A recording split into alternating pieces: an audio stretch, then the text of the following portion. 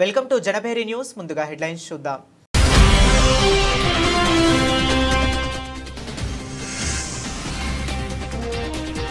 రాష్ట్రంలో యూరియా సమస్యను వెంటనే పరిష్కరించండి. బీజేపీ అధ్యక్షుడు కేంద్ర మంత్రి జేపీ నడ్డాతో మంత్రి నారా లోకేష్ భేటీ.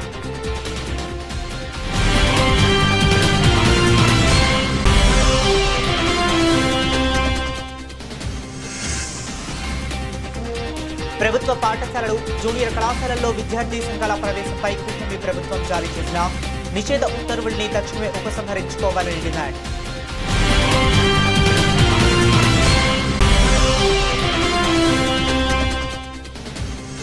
ఆంధ్రప్రదేశ్ యూనియన్ ఆఫ్ వర్కింగ్ జర్నలిస్టుల 69వ వ్యవస్థాపక దినోత్సవం సందర్భంగా గాంధీనగర్ ప్రెస్ క్లబ్ వద్ద యూనియన్ పతాకాన్ని ఆవిష్కరణ కార్యక్రమం.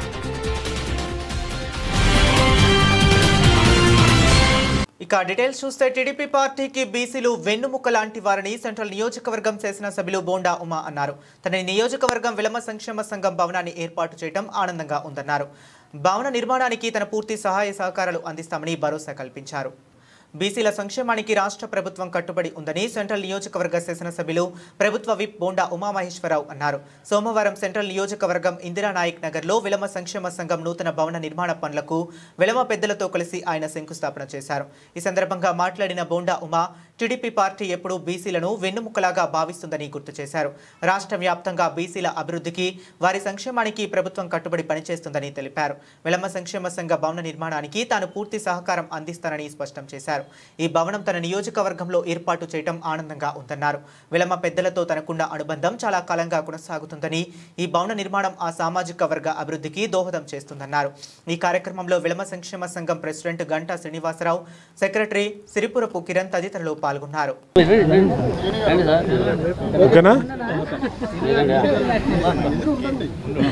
చాలా సంతోషం.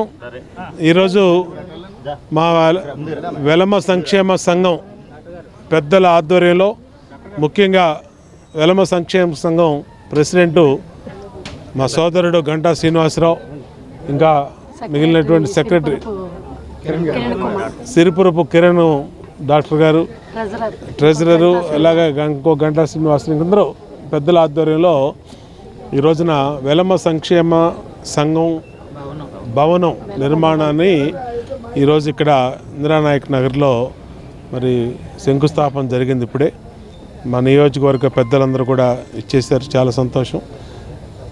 బీసీలకి ఎప్పుడు అండగా ఉంటాం. బీసీలకి తెలుగుదేశం పార్టీ ఎప్పుడు కూడా వాళ్ళ సంక్షేమానికి నిర్విరామంగా అండగా ఉంటాం.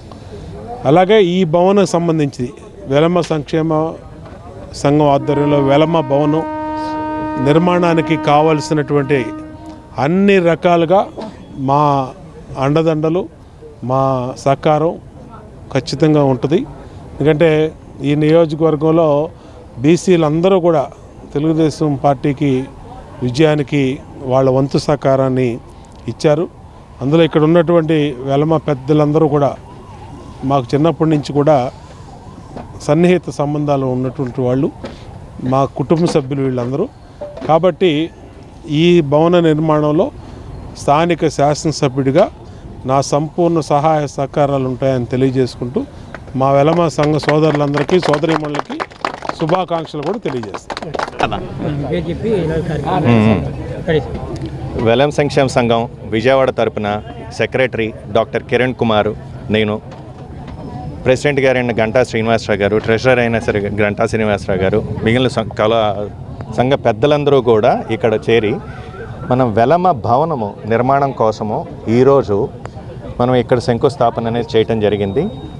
మనం నెక్స్ట్ ఇయర్ కల్లా ఎట్టి పరిస్థితుల్లో దాన్ని గృహప్రవేశం అయ్యేలోగా అందరి యొక్క ఆకాంక్షలు, దీవెనలు, ఈ మాదిరిగా అందరి యొక్క సంతోషకరమైన ఆలోచనలు అందరితో కూడా చేకూర్చుకొని మన ఫ్యూచర్లో త్వరగా కూడా చేయాలని చెప్పేసి అందరి యొక్క అభిష్టి ఇలాగుందని చెప్పేసి ఈరోజు చేసుకున్న దానికి మన గౌరవనీయులైన మన బోండా ఉమామహేశ్వరరావు గారు, సెంట్రల్ ఎమ్మెల్యే గారు వచ్చి మమ్మల్ని అందరినీ కూడా విష్ చేసి ఆశీర్వదించి ఈ శంకుస్థాపన సందర్భంగా ఆయన యొక్క మొత్తం అంతా కూడా సహాయ సహకారాలు అందిస్తామన్నందుకు పూర్తిగా అంతా కూడా ఇక్కడున్న చిన్న చిన్న విషయాలన్నీ కూడా తెలుసుకుంటూ ఉండి ఎప్పటికప్పుడు మాకు ముందు నుంచి కూడా టచ్లో ఉన్నారు. మేము ఇట్లా చేస్తున్నాను కానీ నేనున్నాను, మీకు ఏమన్నా చిన్న ఇబ్బంది ఉన్నా కూడా నాకు చెప్పండి అని ముందుండి మొత్తం అంతా చెప్పి వెళ్ళినందుకు చాలా సంతోషంగా ఆయనకి మనసావాచ కర్ణ కూడా నమస్కారం చెప్పుకుంటూ అందరి తరఫున కూడా మేము చాలా శుభాకాంక్షలు తెలుపుకుంటూ చాలా సంతోషంగా ఉన్నాం. Thank you so much. BJP జాతీయ అధ్యక్షుడు, కేంద్ర ఆరోగ్య, కుటుంబ సంక్షేమం, ఎరువులు, రసాయనాల శాఖల మంత్రి జేపీ నడ్డాతో రాష్ట్ర విద్య, ఐటీ, ఎలక్ట్రానికల్ శాఖల మంత్రి నారా లోకేష్ మర్యాదపూర్వకంగా భేటీ అయ్యారు. ఈ సందర్భంగా మంత్రి లోకేష్ మాట్లాడుతూ ప్రస్తుత ఖరీఫ్ సీజన్లో ముమ్మరంగా వ్యవసాయ పనులు కొనసాగుతున్న నేపథ్యంలో యూరియా కొరత ఉంది. వెంటనే రాష్ట్రానికి అవసరమైన యూరియా కేటాయించాలని కోరారు. దీనిపై కేంద్ర మంత్రి నడ్డా స్పందిస్తూ ఈ నెల 21 నాటికి ఆంధ్రప్రదేశ్కు 29,000 మెట్రిక్ టన్నుల యూరియా కేటాయిస్తాం. రాష్ట్రంలో యూరియా సమస్యను పరిష్కరిస్తామని హామీ ఇచ్చారు.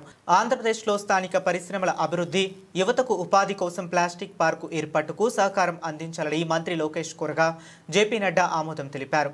విశాఖపట్నంలో national institute of pharmaceutical education and research శాశ్వత క్యాంపస్ ఏర్పాటుకు చర్యలు తీసుకోవాలి.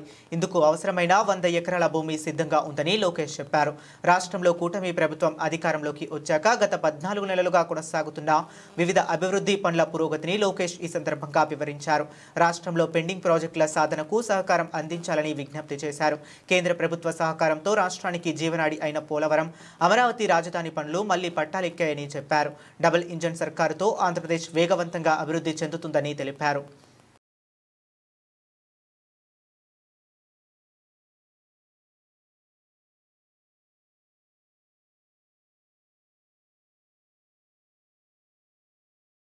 భవానీపురం క్రాంఫే రోడ్డులోని క్యాస్ రోల్ హోటల్లో Vidyadharapuram Dalavai Subbaramaiah municipal high school 1992-93 batch పూర్వ విద్యార్థుల అపూర్వ సమ్మేళనం జరిగింది. తమకు విద్యాబుద్ధులు నేర్పిన గురువులు రామరాజు, సోషల్, వెంకటేశ్వరరావు పీఈటీలను ఘనంగా సత్కరించారు. ఉపాధ్యాయులు శోభనాచలపతిరావు మరియు పెద్దబాబురావు మాస్టర్లు జూమ్ అటెండ్ అయ్యి తమ పూర్వ విద్యార్థులను ఆశీర్వదించారు. రీయూనియన్ సందర్భంగా పూర్వ విద్యార్థులు ఆడుతూ పాడుతూ సరదాగా గడిపారు. టీకేఎన్వి ప్రసాద్, దాది మహేష్, వినోద్ బాల్, మున్వార్ బాషా, ముజిబాషా, అన్నవరపు మురళీకృష్ణ తమ బ్యాచ్కు చెందిన వారి నెంబర్లు సేకరించి రీయూనియన్ చేశారు. క్లాసులు ఎగ్గొట్టి ఆడుతున్న ఆటలు, అలనాటి అనుభూతులు, ఆప్యాయతలతో తెలియని అనుబంధం పెనవేసుకున్న మనం మళ్ళీ 32 వసంతాల తరువాత కలవటం ఓ అద్భుతం. పూర్వ విద్యార్థులు భావోద్వేగానికి గురయ్యారు. పాఠశాల అభివృద్ధికి సహాయం చేయాలని వారు నిర్ణయించుకున్నారు. ఇంత బాధ్యతాయుతంగా మనం చేరామంటే మన సంతోషాలకు కారణమయ్యారంటే ఆ రోజు వాళ్ళు చెప్పిన విద్యా బుద్ధులే మనందరినీ ఇలా నిలబెట్టినది కారణం. కాబట్టి వారిని సత్కరించుకుంటాం, ఎంతైనా అది మనకి గౌరవం. కాబట్టి మా పూర్వ ఉపాధ్యాయులందరికీ కూడా మా 93, 92, 93 బ్యాచ్ తరపున మా శుభాకాంక్షలు, ధన్యవాదాలు తెలియజేస్తున్నాం. సార్, మీరు ఇప్పటికీ మాతో పోటీ పడే యంగ్ డైనమిక్ లాగా ఉన్నారు. మీరు రిటైర్మెంట్ సూర్యఘర్ యోజన పథకం వలన ప్రతి ఇంటికి సోలార్ యూనిట్ ఉపయోగించడం వలన అతి తక్కువ కరెంటు బిల్లులు వస్తుందని మాజీ ఎమ్మెల్యే బోండా ఉమామహేశ్వర అన్నారు. సోలార్ రూప్ టాప్ ప్రతి ఒక్కరూ ఏర్పాటు చేసుకోవాలని సూచించారు. ఇంటిపై ఏర్పాటు చేసుకునే సోలార్ వ్యవస్థ ద్వారా ఉత్పత్తి అయ్యే విద్యుత్తులో ఆదాయం కూడా పొందవచ్చని తెలియజేశారు. విజయవాడ సింగ్ నగర్లోని ఎమ్మెల్యే క్యాంపు కార్యాలయంలో నియోజకవర్గ కరెంటు సిబ్బందితో ప్రభుత్వ విప్, సెంట్రల్ నియోజకవర్గ శాసనసభ్యులు బోండా ఉమామహేశ్వరరావు సమావేశాన్ని ఏర్పాటు చేశారు. ఎల్విన్ ఎనర్జీ సంస్థ ద్వారా ప్రధానమంత్రి సూర్యఘర్ యోజన పథకంపై ప్రజలకు తెలియజేసి ప్రతి ఒక్కరి సొంత ఇంటి రూఫ్ టాప్ మీద సోలార్ పలకలు అమర్చే విధంగా పథకాన్ని కరెంటు సిబ్బంది ప్రజలకు వివరించాలని ఏర్పాటు చేయడం జరిగింది. ఈ సందర్భంగా బోండా ఉమా మాట్లాడుతూ ప్రధానమంత్రి సూర్యఘర్ యోజన పథకం ద్వారా ప్రతి ఇంట్లో సోలార్ విద్యుత్తును ఉత్పాదించాలని మన దేశ ప్రధాని నరేంద్ర మోదీ ఈ పథకాన్ని తీసుకుని వచ్చారన్నారు. ముఖ్యమంత్రి చంద్రబాబు ఆదేశాల మేరకు విజయవాడ సెంట్రల్ నియోజకవర్గంలో పెద్ద ఎత్తున డ్వాక్రా ఆర్పీలు, సచివాలయ సిబ్బంది, బ్యాంక్ మేనేజర్లు, ఎలక్ట్రిక్ సిబ్బంది, ఏడీలు, ఏఈలతో సమావేశం ఏర్పాటు చేసుకోవడం జరిగిందని తెలియజేశారు. వాళ్ళు రెగ్యులర్ కన్జంప్షన్ 250 యూనిట్లు కానీ 300 కానీ లేదంటే 350 ఉన్నాయి. వాళ్ళు వాడకం పోను, వాళ్ళకే ఎదురు డబ్బులు మిగులుతాయి. ఇది 2 రకాలుగా, ఇది ప్రభుత్వానికి ఉపయోగం. ఎందుకంటే పీక్ అవర్స్లో రాష్ట్ర ప్రభుత్వం యూనిట్ 10 రూపాయలు కొట్టుంది, కానీ ప్రజలకు ఇచ్చేదంతా 3 రూపాయలు 3.75 అలా ఇస్తుంది. కాబట్టి ఈ సోలార్ అంటే మీకు ఏ కంపెనీ అయితే మీరు వర్క్ చేస్తున్నారో ఆ కంపెనీకి మేలు జరుగుతుంది. ప్లస్ సేమ్ టైం కన్జ్యూమర్కి పెట్టుకున్న వాళ్ళకి ఇప్పుడు కరెంటు బిల్లు నెలకు 1500 2000 ట్రూ అప్ ఛార్జీలు లేదా అడిషనల్ కన్జంప్షన్ డిపాజిట్ లేదంటే FSA ఛార్జెస్ ఇలా రోజుకి పెరిగిపోతున్న కరెంటు బిల్లు వాళ్ళకి అది కూడా తగ్గిపోతుంది. అంటే జీరో కరెంటు బిల్లు లేదంటే 100 రూపాయలు 50 రూపాయలు 150 రూపాయలు కరెంటు. దీన్ని మనం ప్రతిష్టాత్మకంగా తీసుకొని మీరందరికీ కూడా సోలార్ పవర్ పెట్టించే పనిని మీరు చూడాలి. ఆల్రెడీ మొన్న మీ డిఈ ఏఈ ఏడి మీ ఎస్సీ గారితో కూడా మనం మాట్లాడటం జరిగింది. మన మీటింగ్ కూడా ఇక్కడే పెట్టాం, వాళ్ళందరూ కూడా వచ్చారు. ఇప్పుడు నెక్స్ట్ లెవెల్ మీరు లైన్ మ్యాన్స్గా మీతో పెడుతున్నాం. దీన్ని మనం ప్రజలకి అవేర్నెస్ తీసుకురావాలి. ప్రతి ఇంటికి వెళ్ళి మీరు కరెంటు బిల్లు రాకుండా వచ్చే మార్గం అమ్మా ఇది, సోలార్ పవర్ పెట్టుకోండి. ఇప్పుడు మీకు పాంప్లెట్లు ఇచ్చాం, ఆ పాంప్లెట్ల డీటెయిల్స్ అన్నీ ఉన్నాయి. 3 కిలోవాట్స్ మనం పవర్ సోలార్ ప్లాంట్ పెడితే 2,23,000 టోటల్ ప్రాజెక్ట్ కాస్ట్. దాంట్లో 23,000 యాక్చువల్గా కన్జ్యూమర్ పెట్టుకోవాలి. దాన్ని కంపెనీతో మాట్లాడి డిస్కౌంట్ ఇప్పించాం. అంటే వాళ్ళు ఏం పెట్టుకోవాల్సిన అవసరం లేదు. మిగతా 2 లక్షలు బ్యాంకు లోన్ ఇప్పిస్తున్నాం. ఆ 2 లక్షల్లో 78,000 సబ్సిడీ వెనక్కి వస్తుంది. అంటే 1,22,000 నెలకి. ఆ 1,22,000 ఈఎంఐ 1,200 1,300 పడుతుంది. అంటే కరెంటు బిల్లు కట్టుకునే డబ్బులు వాళ్ళు కట్టుకుంటే ఈ సోలార్ పవర్ లోన్ క్లియర్ అయిపోద్ది. ప్లస్ 30 సంవత్సరాలు పనిచేస్తాయి ప్యానల్స్, 30 ఇయర్స్. ప్రధానంగా ఇక్కడ ఉన్నటువంటి ప్రాబ్లం ఏంటంటే మీకు కొంతమందికి అయితే 3 ఉంటాయి, కొంతమందికి ఇంక 1 కూడా ఉంటాయి. మీరు చెప్పాలి అది ఏ మీటర్లు ఉన్నాయి దాంట్లో. అంటే 2 kVA 3 kVA ఏమున్నాయి? 4,000. 2 kVA వాళ్ళకి ఎంత వస్తుంది బిల్లు, కరెంట్ బిల్లు?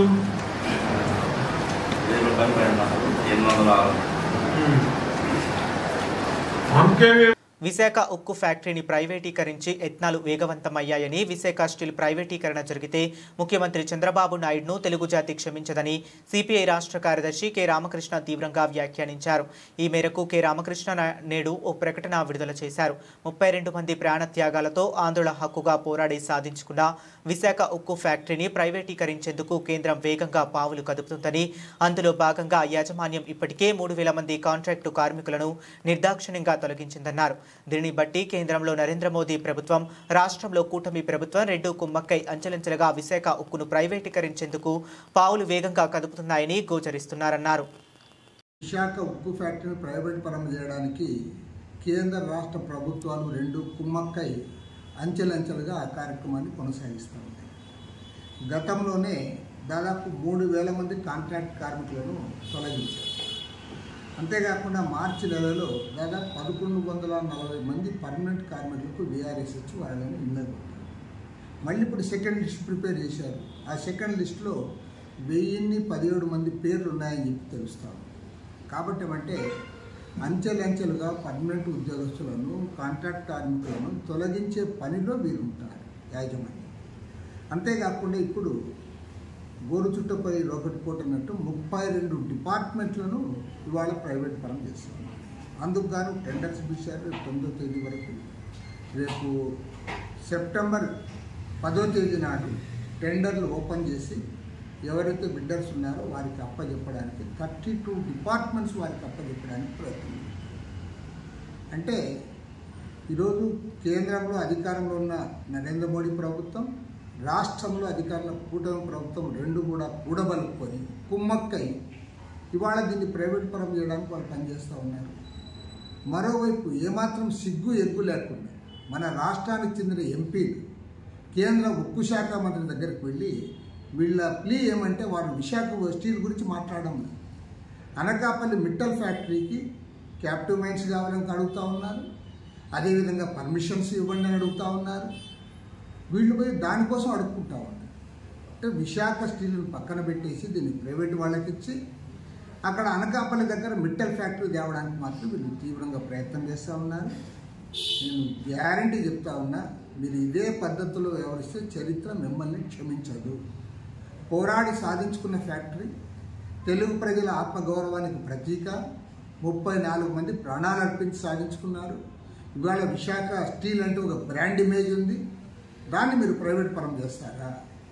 ప్రైవేట్ వానికి తైనాతీలుగా వాడికి కుమ్మక్కై వాడితో లాలించబడతారా? మిట్టల్ గారికి సేవ చేయడానికి మిమ్మల్ని ఎంపీలుగా ఎన్నుకున్నారా అని నేను అడుగుతాను.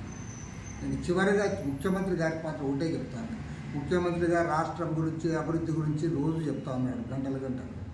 నేను ముఖ్యమంత్రి గారికి మీరు ఎన్ని అభివృద్ధి కార్యక్రమాలు చేసినా విశాఖ స్టీల్ ఫ్యాక్టరీ ప్రైవేట్ పరం అయితే మాత్రం నేను గ్యారంటీ చెప్తా, తెలుగు ప్రజలు క్షమించరు, చరిత్రహీనులుగా మిగిలిపోతారు. కాబట్టి ముఖ్యమంత్రి గారే ప్రత్యేకంగా చొరవ తీసుకొని ఈ స్టీల్ ఫ్యాక్టరీని కాపాడడానికి ముందుకు రావాలి. తక్షణమే ఆల్ పార్టీ మీటింగ్ పెట్టాలి. కేంద్ర ప్రభుత్వం పైన ఒత్తిడి తేవడానికి పూనుకోవాలని చెప్పి నేను కోరుతాను. విజయవాడలో ప్రకాశం బ్యారేజ్ వద్ద వరద ఉధృతి అంతకంతకు పెరుగుతుంది. ఇప్పటికే అధికారులు మొదటి ప్రమాద హెచ్చరికలను జారీ చేశారు.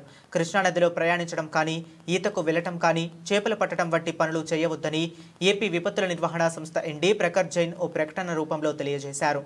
విజయవాడలోని ప్రకాశం బ్యారేజ్ వద్ద వరద నీరు పెరుగుతుంది. సాగర్ జలాశయం నుంచి వస్తున్న వరదతో విజయవాడలోని కృష్ణా బ్యారేజ్కి వరద తాకిడి పెరిగింది. దీనికి తోడు ఉమ్మడి ఖమ్మం జిల్లాలో భారీ నుంచి అతి భారీ వర్షాలు కురుస్తున్నాయి.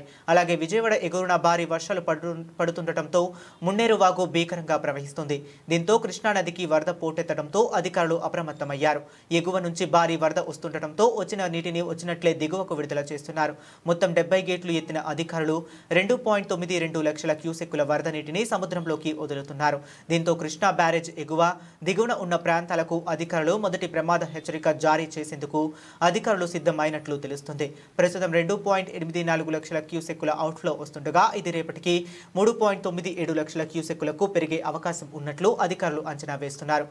ఎగువ నుంచి వచ్చిన వరదను వచ్చినట్టే దిగువకు విడుదల చేస్తుండటంతో కృష్ణానది పరివాహక ప్రాంత ప్రజలు, మత్స్యకారులను అధికారులు అప్రమత్తం చేస్తున్నారు.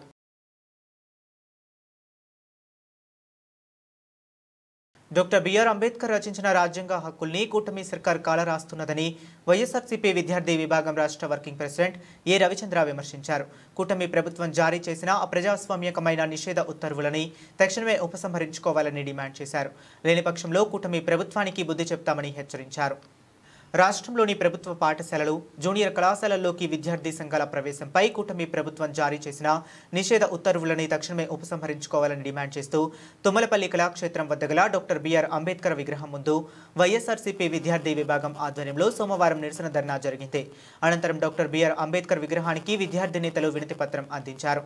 ఈ సందర్భంగా వైఎస్ఆర్సీపీ విద్యార్థి విభాగం రాష్ట్ర వర్కింగ్ ప్రెసిడెంట్ ఏ రవిచంద్ర మాట్లాడుతూ కూటమి ప్రభుత్వం అధికారం చేపట్టిన 15 నెలల్లోనే విద్యారంగాన్ని పూర్తిగా నీరుగార్చిందన్నారు. ప్రభుత్వ వైఫల్యాలు బహిర్గతం అవుతాయనే భయంతోనే విద్యార్థి సంఘాలని ప్రభుత్వం విద్యా సంస్థల్లోకి రాకుండా చీకటి ఉత్తర్వులిచ్చిందని మండిపడ్డారు. ఈ ధర్నాలో వైఎస్ఆర్సీపీ విద్యార్థి విభాగం రాష్ట్ర ప్రధాన కార్యదర్శి కె శివారెడ్డి, సహాయ కార్యదర్శి బి కొర్నలరావు, జిల్లా అధ్యక్షులు జె కొమల్ సాయి, నందారెడ్డి, సురేష్ తదితరులు పాల్గొన్నారు. వైఎస్ఆర్సీపీ విద్యార్థి విభాగం రాష్ట్ర వర్కింగ్ ప్రెసిడెంట్. రాష్ట్రంలో కూటమి ప్రభుత్వ పాఠశాలలు, ప్రభుత్వ జూనియర్ కళాశాలల్లోకి విద్యార్థి సంఘాలని ప్రవేశాన్ని నిషేధిస్తూ ఉత్తర్వులు జారీ చేసింది. ఈ ఉత్తర్వులని తక్షణమే ఉపసంహరించుకోవాలని డిమాండ్ చేస్తూ వైఎస్ఆర్ స్టూడెంట్ యూనియన్ ఆధ్వర్యంలో రాష్ట్ర వ్యాప్తంగా డాక్టర్ బిఆర్ అంబేద్కర్ గారి విగ్రహాల ముందు నిరసనలు వ్యక్తం చేస్తా ఉన్నాం. కూటమి ప్రభుత్వం అధికారం చేపట్టిన 15 నెలల కాలంలోనే విద్యారంగాన్ని, విద్యా వ్యవస్థని పూర్తిగా సర్వనాశనం చేసింది, నీరుగార్చింది, నిర్వీర్యం చేసింది. విద్యార్థి సంఘాలు విద్యా సంస్థల్లోకి వెళ్తే ప్రభుత్వ బలహీనతలు కానీ, ప్రభుత్వ సంక్షేమ చర్యలు కానీ లోపభూయిష్టంగా బహిర్గతమవుతాయనే ఉద్దేశంతో నారా లోకేష్ గారి ఉత్తర్వులను జారీ చేయించారు. ఈ ఉత్తర్వులు రాజ్యాంగ హక్కులకి చాలా భంగం కలిగిస్తూ ఉంది. విద్యార్థులు ఉద్యమించే హక్కుని కాలరాస్తూ ఉంది. గతంలో ప్రతిపక్షంలో ఉన్నప్పుడు నారా లోకేష్ గారు విద్యార్థి సంఘాలతో సమావేశాలు చేసి అప్పుడు జగన్ ప్రభుత్వం మీద ఎలా మీరు పోరాటం చేయాలనేది ఆయన దిశానిర్దేశం చేయడం కోసం సమావేశాలు చేశాడు. కానీ ఈరోజు అధికారం చేపట్టిన తర్వాత దాని యూటర్న్ తీసుకొని విద్యార్థి సంఘాలు విద్యా సంస్థల్లోకి ప్రవేశించడాన్ని నిషేధిస్తూ ఉత్తర్వులు జారీ చేయడం అనేది చాలా దుర్మార్గమైంది. గత జగన్మోహన్ రెడ్డి గారి పరిపాలనలో 5 ఏళ్ళు విద్యా సంస్థల్లోకి విద్యార్థి సంఘాలు యథేచ్ఛగా వెళ్ళాయి, సమస్యల్ని తెలుసుకున్నాయి, ప్రభుత్వం దృష్టికి తీసుకెళ్ళాయి. కానీ కూటమి ప్రభుత్వం అధికారం చేపట్టిన 15 నెలల్లోనే విద్యార్థి సంఘాలు విద్యా సంస్థల్లోకి వస్తే మీకు వచ్చే నష్టం ఏంటి? అక్కడున్న సమస్యలు బయటకు వస్తాయనేనా, బయట ప్రపంచానికి తెలుస్తాయనే భయాందోళన ఈ కూటమి ప్రభుత్వానికి ఉందా అని మేము ప్రశ్నిస్తూ ఉన్నాం. నారా లోకేష్ గారు చాలా అప్రజాస్వామికమైన ఉత్తర్వులను జారీ చేశారు. వీటిని తక్షణమే రద్దు చేయాలని మేము డిమాండ్ చేస్తూ ఉన్నాం. అయ్యా నారా లోకేష్ గారు, మీరు చిత్తశుద్ధి ఉంటే మీరు మీ నాన్నగారు మెగా టీచర్ పేరెంట్ మీటింగ్లు పెట్టి మీ ప్రభుత్వం డబ్బా కొట్టుకున్నారు కదా. మీ రాజకీయ ఎన్టీఆర్ జిల్లా విద్యార్థి విభాగం జిల్లా అధ్యక్షుడిని ఏదైతే జొన్నలగడ్డ కోమల్సాయి ఎన్టీఆర్ జిల్లా విద్యార్థి విభాగం అధ్యక్షుడిని ఏదైతే జీవోల్ని రిలీజ్ చేసిన పరంగా దాని గురించి అని చెప్పి వాళ్ళ నిరసన కార్యక్రమం తుమ్మలవెల్లి కళాక్షేత్రం దగ్గర అంబేద్కర్ విగ్రహం ముందు చేయటం జరుగుతుంది. తక్షణమే నారా లోకేష్ గారు ఈ జీవోల్ని ఎమ్మటే వెనక్కి తీసుకోవాలని చెప్పి కోరుకుంటున్నాం. లేదంటే పెద్ద ఎత్తున విద్యార్థి సంఘాలతో పాటు వైఎస్ఆర్ఎస్యు అందరం కలిసికట్టుగా నారా లోకేష్ గారు క్యాంపు కార్యాలయాన్ని ముట్టడిస్తామని చెప్పి కోరుకుంటున్నాం. మహిళల్లో నూతన ఉత్సాహాన్ని ఆహ్లాదాన్ని తెచ్చిన స్త్రీశక్తి పథకమని రాష్ట్ర మహిళా అభివృద్ధి, శిశు సంక్షేమ, గిరిజన సంక్షేమ శాఖ మంత్రి గుమ్మడి సంధ్యారాణి తెలిపారు. ఈ సందర్భంగా ఏర్పాటు చేసిన మీడియా సమావేశంలో ఆమె మాట్లాడుతూ రాష్ట్రంలోని 2.62 కోట్ల మంది మహిళలకు కూటమి ప్రభుత్వం ఇచ్చిన కానుక అని అన్నారు. రోజుకు 25 లక్షల మంది మహిళలు 74% మంది బస్సుల్లో ఉచిత ప్రయాణం చేస్తున్నారని వివరించారు. ప్రయాణికుల భద్రతా దృష్ట్యా కొండ ప్రాంతాల్లో మహిళలకు ఉచిత బస్సు ప్రయాణానికి అనుమతించలేదన్నారు. ప్రతిపక్ష పార్టీ సభ్యులు అక్కసుతో చేస్తున్న విమర్శల్లో ఏమాత్రం నిజం లేదని నొక్కి చెప్పామన్నారు. స్త్రీ శక్తి పథకాన్ని గౌరవ ముఖ్యమంత్రి వర్యులు నారా చంద్రబాబు నాయుడు గారు ప్రారంభించిన వెంటనే మహిళల్లో ఒక నూతన ఉత్తేజం కానీ ఒక ఆహ్లాదకరమైనటువంటి వాతావరణం ఏర్పడిందని మీ అందరికి కూడా తెలుసు. మొన్న ఆగస్టు 15వ తేదీ భరతమాతను ఎలాగైతే గౌరవించుకున్నామో అలాగే ఆడపడుచులు కూడా గౌరవించుకున్నాం. ఆ రోజు ఫ్రీ బస్ ఇస్తే మహిళలందరికీ కూడా కానుకిచ్చినట్టు అవుతుంది అని చంద్రబాబు నాయుడు గారు ఆలోచించి చేయటం వల్ల రాష్ట్రంలో ఉన్నటువంటి 5 కోట్ల మంది జనాభాలో 2,62 లక్షల మంది మహిళలకి ఉచిత బస్ ప్రయాణం వచ్చింది. ముఖ్యంగా ఉమెన్ అండ్ చైల్డ్ వెల్ఫేర్ మంత్రిగా ఉన్నాను. మహిళలు ఎంతో సంతోషంగా ఉండడం వల్ల ఒక మహిళా ప్రజా ప్రతినిధిగా, ఒక గిరిజన మహిళగా నేను మనస్ఫూర్తిగా గౌరవ ముఖ్యమంత్రి గారికి ధన్యవాదాలు తెలియజేసుకుంటున్నాను మహిళలందరి తరపు నుంచి. ముఖ్యంగా ఇది 0 ఫేర్ ఇచ్చాం అందరికి కూడా. దాదాపు రోజుకి 25 లక్షల మంది బాలికలు కానీ మహిళలు కానీ ప్రయాణం చేస్తున్నారు. టోటల్గా 12,000 బస్సులు ఉన్నాయి దాదాపుగా. ఆ బస్సుల్లో 8,500 బస్సుల్ని ఈ ఫ్రీ బస్సుల కింద ఉపయోగిస్తున్నాం. దీనివల్ల మీకు అందరికి కూడా తెలుసు, అంటే దాదాపు 75% బస్సుల్ని ఉచిత బస్సుల కింద పల్లె వెలుగులు కానీ, అల్ట్రా పల్లె వెలుగు కానీ, ఎక్స్ప్రెస్, సిటీ ఆర్డినరీ, మెట్రో ఎక్స్ప్రెస్లు 5 రకాల బస్సుల్ని ఇచ్చి మహిళలు వెళ్తున్నటువంటి, అంటే ఉద్యోగం కానీ, ఇక్కడ ఏంటంటే కూలి పనికి వెళ్ళిన కోటీశ్వరులైనా, ప్యూన్ అయినా, ప్రిన్సిపల్ అయినా, సామాన్య మహిళ అయినా, ఎంత ఉన్నత స్థాయిలో ఉన్నటువంటి మహిళ అయినా ఎవరికైనా ఫ్రీ. ఇంతకు పూర్వం ఏంటంటే పథకాలు అంటే అర్హులైన పేదవాళ్లకే ఉండేవి. కానీ రాష్ట్రంలో మహిళలందరినీ కూడా సమాన దృష్టితో చూస్తూ బాలికలు కానీ, మహిళలు కానీ, చదువుకున్న వాళ్ళు కానీ, ఎవరైనా కానీ ఉచితంగా వెళ్ళడానికి గౌరవ ముఖ్యమంత్రి గారు ఈ పథకాన్ని ప్రవేశపెట్టడం, స్త్రీ శక్తి నిజంగా ఇక్కడ స్త్రీ శక్తి క్లియర్గా కనిపిస్తోంది. వ్యాపారానికి వెళ్ళాల్సిన వాళ్ళు, చిరు ఉద్యోగులు ఎవరైతే ఉన్నారో వాళ్ళకి నెలకి 2,000 నుంచి 3,000 మిగులుతుందంటే నిజంగా అతిశయోక్తి కాదు. దూర ప్రయాణాలు వెళ్ళే వాళ్ళకి ఇంకా ఎక్కువగా మిగులుతుంది. దగ్గర ఉండే వాళ్ళకి 2 నుంచి 3 వేలు మిగలటం నిజంగా ఎంతో సంతోషంగా, ఈ డబ్బులు మేము పొదుపు చేసుకొని మా పిల్లలకి కావలసినటువంటివి కొనుక్కోవడానికి బాగుంటుంది అని. ఎందుకంటే మహిళకు ఉండేదే చిన్న ప్రపంచం. ఆ చిన్న ప్రపంచంలో చిన్న సంతోషాలు వాళ్ళకి ఎంతో ఆనందాన్ని ఇస్తాయి. మీకు అందరికీ తెలుసు ఆ విషయం. కాబట్టి ఇవన్నీ మనం చేసుకుంటూ వెళ్తున్నాం. ముఖ్యంగా మహిళలతో పాటు ట్రాన్స్జెండర్స్ని కూడా ఎందుకు తీసుకున్నాము అంటే వాళ్ళకి చాలా వరకు జీవన భృతి తక్కువగా ఉంటుంది. అందుకనే మేము పెన్షన్లు కూడా ఇస్తున్నాం. ఇట్లాంటి ఫ్రీ బస్ సదుపాయం కూడా ఇస్తే వాళ్ళేమో సమాజంలో వాళ్ళ తాలూకా పనులే ఉంటే వాళ్ళు తిరగడానికి అనుకూలంగా ఉంటుందని అది కూడా మనం ఏర్పాటు చేయటం జరిగింది. అలాగే మనం ఈరోజు ఈ బస్ ప్రయాణాల్లో మీరు బయటికి ఎక్కడికి వెళ్ళినా మహిళల్లో ఎంత ఆనందం కనిపిస్తుంది అని అంటే, ఆ రోజు తల్లికి వందనం తీసుకునేటప్పుడు బ్యాంకుల క్యూ లైన్లో ఆడవాళ్ళు ఎంత సంతోషంగా ఎంత ఆనందంగా. జర్నలిస్టుల వ్యక్తిగత స్వాతంత్ర్యం, వృత్తిపరమైన హక్కులను కాపాడుకుంటూ గడిచిన 68 సంవత్సరాలుగా నిబద్ధతతో కొనసాగుతున్న వ్యవస్థ ఏపీయూడబ్ల్యూజే అని ఏపీయూడబ్ల్యూజే రాష్ట్ర ప్రధాన కార్యదర్శి కంచర్ల జయరాం స్పష్టం చేశారు. రానున్న రోజుల్లో పత్రికా స్వాతంత్ర్యానికి భంగం కలగకుండా మరిన్ని జర్నలిస్టుల హక్కులు సాధించుకునేందుకు ఏపీయూడబ్ల్యూజే పనిచేస్తుందని వెల్లడించారు. Andhra Pradesh union of working journalist APUWJ 69వ వ్యవస్థాపక దినోత్సవం సందర్భంగా గాంధీనగర్ ప్రెస్ క్లబ్ వద్ద యూనియన్ పతాకాన్ని ఆవిష్కరణం కార్యక్రమం జరిగింది. ఈ కార్యక్రమానికి యూనియన్ రాష్ట్ర ప్రధాన కార్యదర్శి కంచర్ల జయరాం హాజరై పతాకాన్ని ఆవిష్కరించారు. ఈ సందర్భంగా ఆయన మాట్లాడుతూ నేషనల్ హెరాల్డ్ పత్రికా సంపాదకులు మణికొండ చలపతిరావు 1957లో ఏపీయూడబ్ల్యూజే స్థాపించారన్నారు. నాటి నుండి జర్నలిస్టుల హక్కుల కోసం యూనియన్ నిరంతరం పోరాటం చేస్తుందన్నారు. ఆవిష్కరణ దినోత్సవాన్ని రాష్ట్ర వ్యాప్తంగా జిల్లా మండల కేంద్రాల్లో జరుపుకుంటున్నారన్నారు. ఇక ముందు కూడా జర్నలిస్టుల హక్కుల కోసం యూనియన్ పోరాటం చేస్తూనే ఉంటుందన్నారు. ఈ కార్యక్రమంలో ఐజేయు కౌన్సిల్ మెంబర్ ఎస్కే బాబు, విజయ యూనిట్ సభ్యులు, విజయవాడ యూనిట్ అధ్యక్షులు చావా రవి, కార్యదర్శి దారం వెంకటేశ్వరరావు, విజయవాడ ప్రెస్ క్లబ్ కార్యదర్శి దాసరి నాగరాజు తదితరులు పాల్గొన్నారు.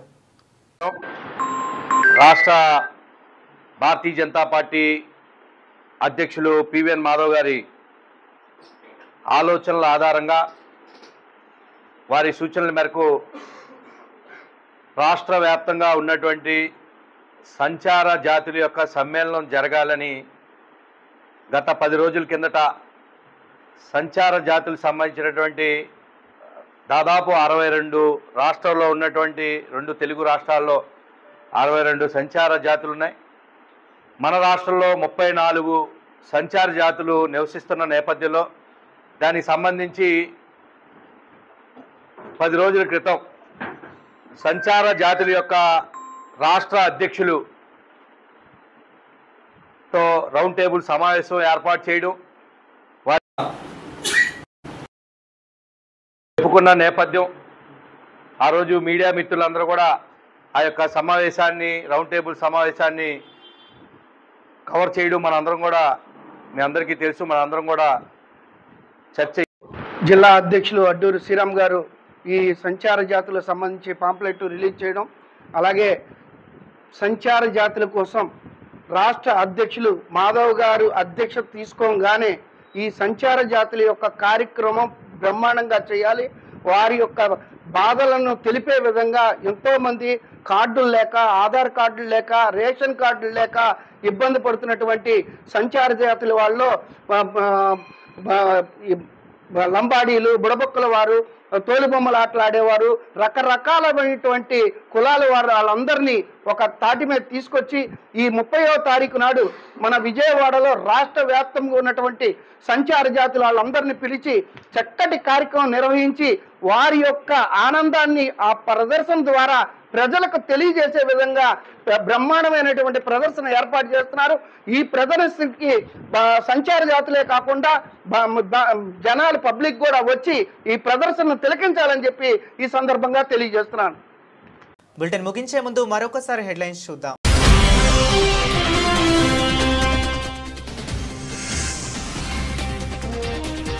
రాష్ట్రంలో యూరియా సమస్యను వెంటనే పరిష్కరించండి. బీజేపీ అధ్యక్షుడు కేంద్ర మంత్రి జేపీ నడ్డాతో మంత్రి నారా లోకేష్ భేటీ.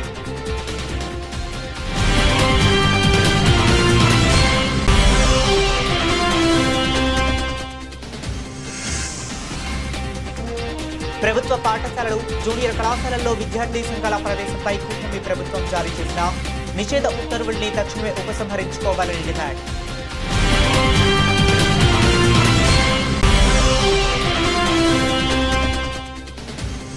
ఆంధ్రప్రదేశ్ యూనియన్ ఆఫ్ వర్కింగ్ జర్నలిస్టుల 69వ వ్యవస్థాపక దినోత్సవం సందర్భంగా గాంధీనగర్ ప్రెస్ క్లబ్ వద్ద యూనియన్ పతాకాన్ని ఆవిష్కరణ కార్యక్రమం.